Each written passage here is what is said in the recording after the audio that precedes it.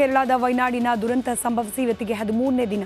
ಪ್ರಧಾನಿ ನರೇಂದ್ರ ಮೋದಿ ಅವರು ಬಂದು ಹೋದ ಬಳಿಕ ಅಲ್ಲಿನ ಜನರ ಪರಿಸ್ಥಿತಿ ಹೇಗಿದೆ, ಭೂಕುಸಿತ ಸ್ಥಳ ಈಗ ಯಾವ ರೀತಿ ಬದಲಾಗಿದೆ, ಮೋದಿ ನಿರಾಶ್ರಿತರಿಗೆ ಹೇಳಿದ್ದೇನು, ಇದೆಲ್ಲದರ ಒಂದು ರಿಪೋರ್ಟ್ ನಿಮ್ಮ ಮುಂದೆ.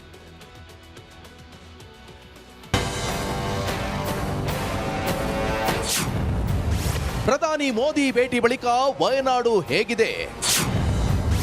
ದುರಂತ ನಾಡಲ್ಲಿ ರಿಪಬ್ಲಿಕ್ ಕನ್ನಡ ಗ್ರೌಂಡ್ ರಿಪೋರ್ಟ್. ಕೇರಳದ ವಯನಾಡಿನ ಭೂಕುಸಿತ ಇಡೀ ಮನುಕುಲವನ್ನೇ ಮಮ್ಮಲ ಮರುಗುವಂತೆ ಮಾಡಿತ್ತು. ಎಲ್ಲಿ ನೋಡಿದ್ರೂ ಸಾಲು ಸಾಲು ಹೆಣಗಳ ರಾಶಿ, ಮನೆ ಮಠಗಳನ್ನ ಕಳೆದುಕೊಂಡು ಕೆಲವರು ಕಣ್ಣೀರ ಧಾರೆ. ಈ ದುರಂತದ ಬಳಿಕ ಕೇಂದ್ರ ಹಾಗೂ ರಾಜ್ಯ ಸರ್ಕಾರಗಳು ಸಕಲ ನೆರವನ್ನ ನೀಡಿದ್ದವು. ಇದೀಗ ಪ್ರಧಾನಿ ಕೂಡ ಭೇಟಿ ನೀಡಿ ವೈಮಾನಿಕ ಸಮೀಕ್ಷೆ ನಡೆಸಿ ಪರಿಸ್ಥಿತಿಯನ್ನ ಅವಲೋಕಿಸಿ ಸಂತ್ರಸ್ತರಿಗೆ ಧೈರ್ಯ ತುಂಬುವ ಕೆಲಸ ಮಾಡಿದ್ರು. ಮೋದಿ ಭೇಟಿ ಬಳಿಕ ರಿಪಬ್ಲಿಕ್ ಕನ್ನಡ ಗ್ರೌಂಡ್ ಝೀರೋ. ಇನ್ನು ವಯನಾಡಿನಲ್ಲಿ ದುರಂತ ಸಂಭವಿಸಿ ಇಂದಿಗೆ 13 ದಿನ ಕಳೆದಿದೆ. ದುರಂತದ ಮೊದಲ ದಿನದಿಂದ ಈವರೆಗೆ ನೊಂದವರ ನಾಡಲ್ಲಿ ನಿಮ್ಮ ರಿಪಬ್ಲಿಕ್ ಕನ್ನಡ ತಂಡ ಬೀಡು ಬಿಟ್ಟಿದೆ. ಭೂಕುಸಿತ ನಡೆದ ಸ್ಥಳದ ಭೀಕರತೆಯ ಚಿತ್ರಣ, ಜನರ ಆಕ್ರಂದನ, ಸಾವು ನೋವುಗಳನ್ನ ಕ್ಷಣ ಕ್ಷಣಕ್ಕೂ ನಿಮ್ಮ ಮುಂದಿಡುವ ಕೆಲಸ ಮಾಡಿದೆ. ಆದರೆ ಇದೀಗ ಪ್ರಧಾನಿ ಮೋದಿ ಬಂದು ಹೋದ ಬಳಿಕ ಅಲ್ಲಿನ ಪರಿಸ್ಥಿತಿ ಹೇಗಿದೆ ಅನ್ನೋದರ ಬಗ್ಗೆ ನಮ್ಮ ಪ್ರತಿನಿಧಿ ರಂಜಿತ್ ಶೆರಿಯಾರ ಭೂಕುಸಿತದ ಸ್ಥಳದಿಂದ ಪ್ರತ್ಯಕ್ಷ ವರದಿ ಮಾಡಿದ್ದಾರೆ. ರಿಪಬ್ಲಿಕ್ ಕನ್ನಡ ಡೇ 1 ನಿಂದಲೂ ಕೂಡ ಈ ಹಾನಿಯಾಗಿರುವಂಥ ಸ್ಥಳಗಳಲ್ಲಿ ಗ್ರೌಂಡ್ ರಿಪೋರ್ಟ್ ಅನ್ನು ನೀಡ್ತಾ ಇತ್ತು. ಇವತ್ತು ಕೂಡ 13ನೇ ದಿನ.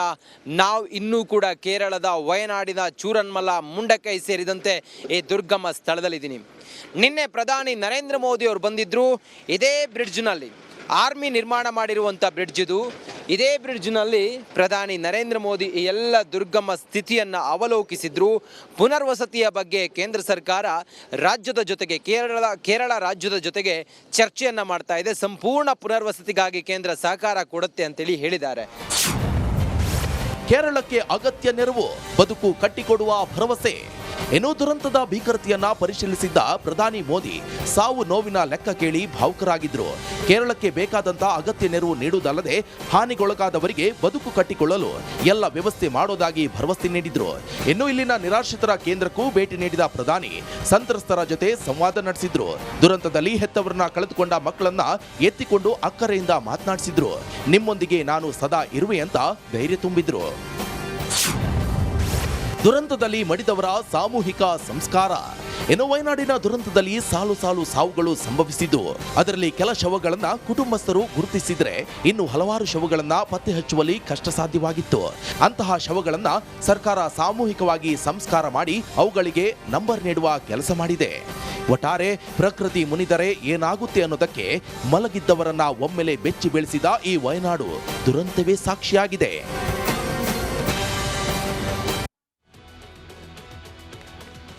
ವಿಶ್ವವತ್ತಿನ ಕರ್ನಾಟಕ ಪ್ರೈಮ್ ಟೈಮ್ನ ಸುದ್ದಿ.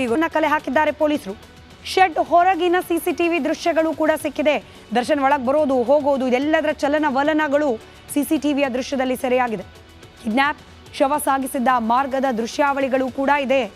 ಇದರಲ್ಲಿ ದರ್ಶನ್ ಅವರ ಇನ್ವಾಲ್ವ್ಮೆಂಟ್ ಎಷ್ಟಿದೆ ಅನ್ನೋದು ಕೂಡ ಪಡಿಸಲಿಕ್ಕೆ ಬೇಕಾದ ಎವಿಡೆನ್ಸ್ಗಳು ಈಗ ಆಲ್ರೆಡಿ ಪೊಲೀಸರ ಕೈ ಸೇರಿದೆ. ಶೆಡ್ನಲ್ಲಿ ಆರೋಪಿಗಳು ರೇಣುಕಾ ಸ್ವಾಮಿ ಅವರ ರಕ್ತದ ಸ್ಯಾಂಪಲ್ಗಳು ಕೂಡ ಪತ್ತೆಯಾಗಿದೆ. ಯಾವ ಜಾಗದಲ್ಲಿ ಮರ್ಡರ್ ಆಗಿತ್ತು, ಯಾವ ಜಾಗದಲ್ಲಿ ಹಲ್ಲೆ ಮಾಡಲಾಗಿತ್ತು, ಅದೇ ಜಾಗದಲ್ಲಿ ಆರೋಪಿಗಳು ಜೊತೆಗೆ ಕೊಲೆಗೀಡಾದ ರೇಣುಕಾ ಸ್ವಾಮಿ ಇಬ್ಬರ ರಕ್ತದ ಸ್ಯಾಂಪಲ್ಗಳು ಕೂಡ, ಎಲ್ಲರ ರಕ್ತದ ಸ್ಯಾಂಪಲ್ಗಳು ಕೂಡ ಸಿಕ್ಕಿದೆ. ಇದರ ಜೊತೆಗೆ ದರ್ಶನ್ ಅವರ ಬಟ್ಟೆ ಮೇಲೆ ರೇಣುಕಾ ಸ್ವಾಮಿ ಅವರ ರಕ್ತದ ಕಲೆಗಳು ಕೂಡ ಸಿಕ್ಕಿದೆ. ಪ್ಯಾಂಟ್ ಮೇಲೆ FSL ರಿಪೋರ್ಟ್ನಲ್ಲಿ ಅದು ಕನ್ಫರ್ಮ್ ಕೂಡ ಆಗಿದೆ. ರೇಣುಕಾ ಸ್ವಾಮಿ ಅವರ ಮರಣೋತ್ತರ ಪರೀಕ್ಷೆಯ ರಿಪೋರ್ಟ್ ಬಹಳ ದೊಡ್ಡ ಸಾಕ್ಷ್ಯವಾಗಿ ನಿಲ್ತಾ ಇದೆ. 17 ಮಂದಿ ಆರೋಪಿಗಳ ಮೊಬೈಲ್ನಲ್ಲಿ ಸ್ಫೋಟಕ ಮಾಹಿತಿಗಳು ಸಿಕ್ಕಿದೆ. ಕಾಲ್ ರೆಕಾರ್ಡ್ಸ್ ಮಾತ್ರವಲ್ಲ, ಕೆಲ ವಿಡಿಯೋಗಳು ಕೂಡ, ಕೆಲ ಹಣದ ಟ್ರಾನ್ಸಾಕ್ಷನ್ನ ಡೀಟೇಲ್ಸ್ ಕೂಡ, ಇದೆಲ್ಲವೂ ಕೂಡ ದರ್ಶನ್ಗೆ ಕಂಟಕವಾಗಿ ಪರಿಣಮಿಸುತ್ತೆ. ದರ್ಶನ್ ಹಾಗೆ ಪವಿತ್ರ ಗೌಡ ಮನೆಯ CCTV ದೃಶ್ಯಾವಳಿಗಳನ್ನು ಕೂಡ ಸಂಗ್ರಹಿಸಿದ್ದಾರೆ. ಎಲ್ಲ 17 ಆರೋಪಿಗಳು ಬಳಸಿದ್ದ ವಾಹನಗಳನ್ನು ಸೀಸ್ ಮಾಡಲಾಗಿದೆ. ಕೆಲ ವಾಹನಗಳಲ್ಲಿ ರಕ್ತದ ಕಲೆಗಳು ಹಾಗೆ DNA ಸ್ಯಾಂಪಲ್ಗಳಿಗೆ ಬೇಕಾದ ಎಲ್ಲ ಅಂಶಗಳು ಇದೆಲ್ಲವೂ ಕೂಡ ಲಭ್ಯವಾಗಿದೆ. ಆರೋಪಿಗಳು ಒಂದೇ ಕಡೆ ಇದ್ದಿದ್ದಕ್ಕೆ ಟವರ್ ಲೊಕೇಶನ್ ಕೂಡ ಪ್ರೂಫ್ ಆಗಿ ನಿಲ್ತಾ ಇದೆ. ಇದೆಲ್ಲ ಸಂಕಷ್ಟಗಳ ಸುಳಿಯಿಂದ ಪಾರಾಗಿ ಜಾಮೀನು ಪಡೆದು ದರ್ಶನ್ ಆಚೆ ಬರಬೇಕು ಅಂದರೆ ಸಾಕಷ್ಟು ಸಮಯ ಹಿಡಿಯೋದು ನಿಶ್ಚಿತ. ರಾಜ್ಯ ಮಟ್ಟದಲ್ಲಿ ನಾಯಕರಿದ್ರೂ ಕೂಡ ವಿಜಯೇಂದ್ರ ರಾವ್ ರಾಜ್ಯಾಧ್ಯಕ್ಷರಿದ್ದಾರೆ. ವಿರೋಧ ಪಕ್ಷದ ನಾಯಕರಾಗಿ ಆರ್ ಅಶೋಕ್ ಅವರಿದ್ದಾರೆ.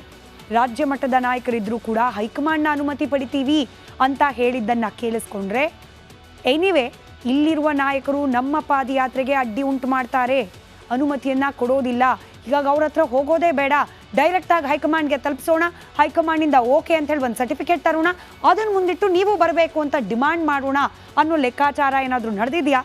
ಬಿಜೆಪಿ ಒಳಗೆ ಕುತೂಹಲ ಇದ್ದೇ ಇದೆ. ಹೈಕಮಾಂಡ್ ನಾಯಕರ ಅನುಮತಿಯನ್ನು ಪಡೆದು ಬಳ್ಳಾರಿಯಿಂದ ಪಾದಯಾತ್ರೆ ಮಾಡ್ತಾರಂತೆ. ಬೆಳಗಾವಿಯಲ್ಲಿ ಇವತ್ತು 10ಕ್ಕೂ ಹೆಚ್ಚು ಬಿಜೆಪಿ ನಾಯಕರು ಸಭೆ ಸೇರಿ ನಿರ್ಧಾರವನ್ನು ಮಾಡಿದ್ದಾರೆ. ಯಾರ್ಯಾರಿದ್ರು? ರಮೇಶ್ ಜಾರಕಿಹೊಳಿ ಇದ್ರು, ಮಾಜಿ ಸಚಿವ ಅರವಿಂದ್ ಲಿಂಬಾವಳಿ ಅವರಿದ್ರು, ಮಾಜಿ ಸಂಸದ ಪ್ರತಾಪ್ ಸಿಂಹ ಅವರಿದ್ರು, ಅಣ್ಣಾ ಸಾಹೇಬ್ ಜೊಲ್ಲೆ ಹೊಸ ಸೇರ್ಪಡೆ ಇವತ್ತು. ಮೊನ್ನೆ ನಡೆದ ಸಭೆಯಲ್ಲಿ ಇರಲಿಲ್ಲ ಜೊಲ್ಲೆ ಅವರು, ಇವತ್ತಿದ್ರು. ಅಣ್ಣಾ ಸಾಹೇಬ್ ಜೊಲ್ಲೆ ಅವರು, ಕುಮಾರ್ ಬಂಗಾರಪ್ಪ ಅವರು ಕಳೆದ ಸಭೆಯಲ್ಲೂ ಇದ್ರು, ಈ ಸಭೆಯಲ್ಲೂ ಇದ್ದಾರೆ. GM ಸಿದ್ದೇಶ್ವರ್ ಅವರು ಇವತ್ತು ಸಭೆಗೆ ಜಾಯ್ನ್ ಆದರು, BP ಹರೀಶ್ ಅವರು ಜಾಯ್ನ್ ಆದರು.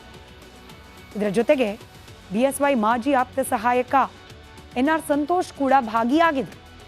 ಒಂದೇ ಕಲ್ಲಿನಲ್ಲಿ 2 ಹಕ್ಕಿಯನ್ನ ಹೊಡೆಯುವ ತಂತ್ರ ಇಲ್ಲೂ ಕೂಡ ಮಾಡಲಾಗ್ತಾ ಇದೆ. ಬಿಜೆಪಿಯಲ್ಲಿ ನಾಯಕತ್ವಕ್ಕಾಗಿ ಸಂಘರ್ಷದ ಯಾತ್ರೆನಾ ಇದು? BS ಯಡಿಯೂರಪ್ಪನವರ ಪುತ್ರ ವಿಜಯೇಂದ್ರ ಅವರ ಬಣಕ್ಕೆ ನೇರವಾಗಿ ಟಾಂಗ್ ಕೊಡುವ ಪ್ರಯತ್ನವನ್ನ ಈ ಪಾದಯಾತ್ರೆಯ ಮೂಲಕ ಮಾಡಲಾಗ್ತಾ ಇದೆಯಾ? ಒಂದು ವಾಲ್ಮೀಕಿ ನಿಗಮದ ಹಗರಣ ಖಂಡಿಸಿ ನಾವು ಪಾದಯಾತ್ರೆ ಮಾಡ್ತೀವಿ ಅಂತೇಳಿ, 2ನೇ ಟಾರ್ಗೆಟ್ ವಿಜಯೇಂದ್ರ ಅವರ ನಾಯಕತ್ವ.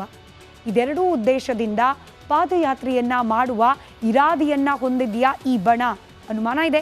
ಕಾದ್ ನೋಡೋಣ ಯಾವ ಹಂತಕ್ಕೆ ಹೋಗುತ್ತೆ ಈ ಪಾದಯಾತ್ರೆ ಪಾಲಿಟಿಕ್ಸ್ ಬಿಜೆಪಿಯ ಆಂತರಿಕ ಮಟ್ಟದಲ್ಲಿ ಅನ್ನೋದನ್ನು.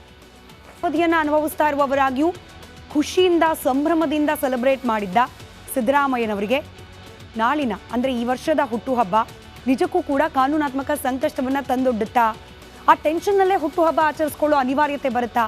ಪ್ರಶ್ನೆ ಅಂತೂ ದಟ್ಟವಾಗಿ ಕಾಡ್ತಾ ಇದೆ. ಯಾಕೆ ಅನ್ನೋದ್ರ ಒಂದಷ್ಟು ಅಂಶಗಳನ್ನು ಗಮನಿಸ್ತಾ ಹೋಗೋಣ. ಮುಖ್ಯಮಂತ್ರಿ ಸಿದ್ದರಾಮಯ್ಯನವರಿಗೆ ಇದೀಗ ಪ್ರಾಸಿಕ್ಯೂಷನ್ನ ಢವ ಪ್ರಾರಂಭವಾಗಿದೆ. ರಾಜ್ಯಪಾಲರ ಅಂಗಳದಲ್ಲಿದೆ. TJ ಅಬ್ರಹಂ ಅವರು ಸಲ್ಲಿಸಿರುವ ದೂರು. ಈಗ ಆಲ್ರೆಡಿ ಕಾನೂನು ತಜ್ಞರ ಸಲಹೆಗಳನ್ನು ಸೂಚನೆಗಳನ್ನು ಪಡೆದುಕೊಂಡಿದ್ದಾರೆ ರಾಜ್ಯಪಾಲರು. ದೆಹಲಿಗೂ ಕೂಡ ಒಂದು ಸುತ್ತು ಹೋಗಿ ಬಂದಿದ್ದಾರೆ. ಇದೇ ಕಾರಣಕ್ಕೆ ಅಂತ ಹೇಳಲಿಕ್ಕಾಗಲ್ಲ, ಆದರೆ ದೆಹಲಿಗೆ ಹೋದ ಸಂದರ್ಭದಲ್ಲೂ ಕೂಡ ಮುಖ್ಯಮಂತ್ರಿಗಳ ವಿರುದ್ಧವಾಗಿ ಕೇಳೋಕೆ ಸಿಕ್ಕಿರುವ ಆರೋಪದ ಬಗ್ಗೆ ಒಂದಷ್ಟು ಚರ್ಚೆಗಳನ್ನು ಮಾಡಿ ಬಂದಿದ್ದಾರೆ ರಾಜ್ಯಪಾಲರು ಅನ್ನೋ ಮಾಹಿತಿ ಇದೆ.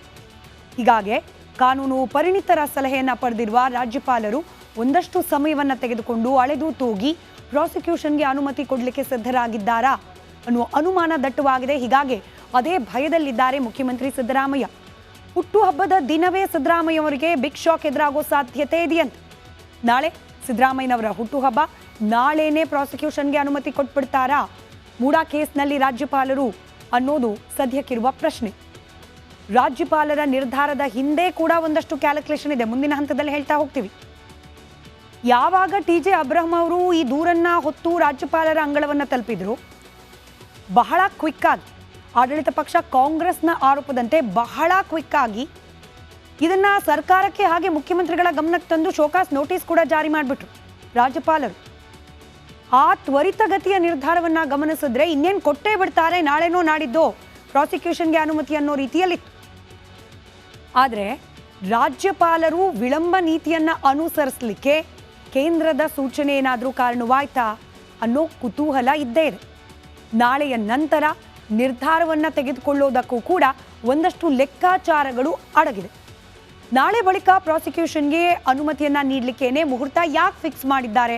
ಇದನ್ನು ಆಲ್ರೆಡಿ ರಿಪಬ್ಲಿಕ್ ಕನ್ನಡ ಸಂಕ್ಷಿಪ್ತವಾಗಿ ನಿಮ್ಮ ಮುಂದೆ ಮಾಹಿತಿಯನ್ನು ನಾವು ಬ್ರೇಕ್ ಮಾಡಿದ್ವಿ ಕಳೆದ 2 ದಿನದ ಹಿಂದೆ. ಈ ಕಾದು ನೋಡುವ ತಂತ್ರಕ್ಕೆ ರಾಜ್ಯಪಾಲರು ಮೊರೆ ಹೋಗೋದಕ್ಕೆ ಕಾರಣ ದೆಹಲಿ ಮಟ್ಟದಲ್ಲಿ ಆಗುವ ಮುಖಭಂಗವನ್ನು ತಪ್ಪಿಸಿಕೊಳ್ಳೋಕೆ. ಹೇಗಾಗತ್ತೆ ದೆಹಲಿ ಮಟ್ಟದಲ್ಲಿ? ಇಲ್ಲಿರುವ ಮುಖ್ಯಮಂತ್ರಿಗಳ ವಿರುದ್ಧ ಇಲ್ಲಿನ ಸ್ಥಳೀಯ ಸಮಸ್ಯೆ, ಮೂಡಾ ಹಗರಣ, ಅದಕ್ಕೆ ಸಂಬಂಧಪಟ್ಟಂತೆ ಪ್ರಾಸಿಕ್ಯೂಷನ್ಗೆ ಅನುಮತಿ ನೀಡಿದರೆ ದೆಹಲಿ ಅಂದರೆ ರಾಷ್ಟ್ರೀಯ ಮಟ್ಟದಲ್ಲಿ ಮುಖಭಂಗ ಹೇಗೆ ಅನ್ನೋ ಪ್ರಶ್ನೆಗೆ ಉತ್ತರ ಸಂಸತ್ ಅಧಿವೇಶನ ನಡೀತಾ ಇತ್ತು. ಸಂಸತ್ ಅಧಿವೇಶನದ ಅವಧಿಯಲ್ಲೇನೆ ಕಾಂಗ್ರೆಸ್ನ ಮುಖ್ಯಮಂತ್ರಿಗಳಿಗೆ, ಅಂದರೆ ಕಾಂಗ್ರೆಸ್ ಪಕ್ಷದಿಂದ ಆಡಳಿತ ನಡೆಸಲಾಗ್ತಾ ಇದೆ, ಹಾಗಾಗಿ ಮುಖ್ಯಮಂತ್ರಿಗಳಿಗೆ ಇನ್ ಕೇಸ್ ಏನಾದರೂ ಪ್ರಾಸಿಕ್ಯೂಷನ್ಗೆ ಅನುಮತಿ ನೀಡಿಬಿಟ್ರೆ ಮುಖ್ಯಮಂತ್ರಿಗಳ ವಿರುದ್ಧ ಸಂಸತ್ ಅಧಿವೇಶನದ ಸಂದರ್ಭದಲ್ಲಿ ಭಾರೀ ಗಲಾಟೆಗಳಾಗೋ ಸಾಧ್ಯತೆ ಇತ್ತು. ಹೀಗಾಗಿ ಸಂಸತ್ ಅಧಿವೇಶನ ಮುಗಿಯೋವರೆಗೂ ಈ ವಿಚಾರದಲ್ಲಿ ಯಾವುದೇ ರೀತಿಯಾದ ನಿರ್ಧಾರವನ್ನು ಕೈಗೊಂಡಿಲ್ವಾ ರಾಜ್ಯಪಾಲರು? ಪ್ರಶ್ನೆ ಇದ್ದೇ ಇದೆ.